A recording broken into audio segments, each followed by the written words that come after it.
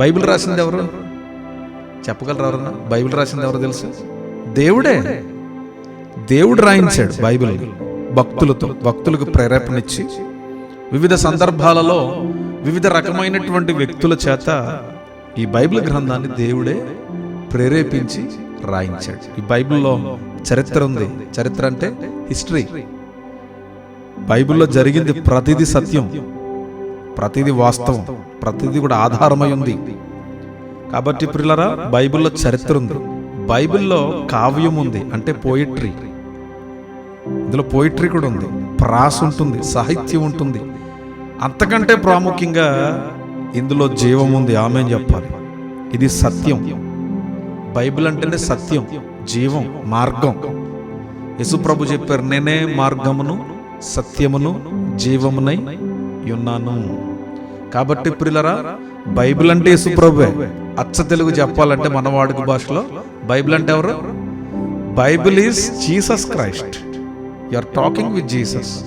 God is talking to you through the Bible. ఈ Bible ద్వారా దేవుడే తన కృపను తెలియజేస్తున్నాడు. ఏం తెలియజేస్తున్నాడు?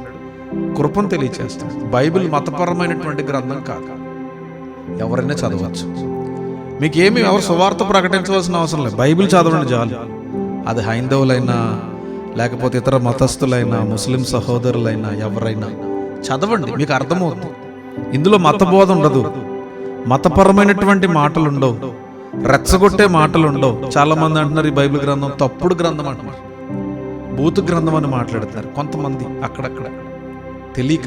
పాప అమాయకులు, వాళ్ళు మంచోళ్లే, ఆ మాట్లాడేవాళ్ళు కూడా చాలా మంచోళ్లే, వాళ్ళు చాలా మంచి మనసు ఉన్నవాళ్లే. వారికి తెలియక ఇందులో వ్యభిచారం ఉంది, ఇందులో అది ఉంది, ఇందులో బూతు గ్రంథం, దౌర్భాగ్యమైన గ్రంథం అని చెప్పి చాలా రకరకాల విమర్శలు చేస్తున్నారు.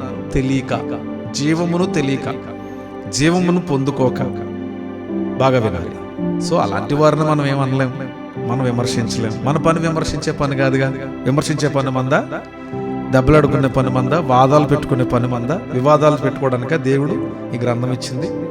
చదవండి, ఒకసారి చదవండి.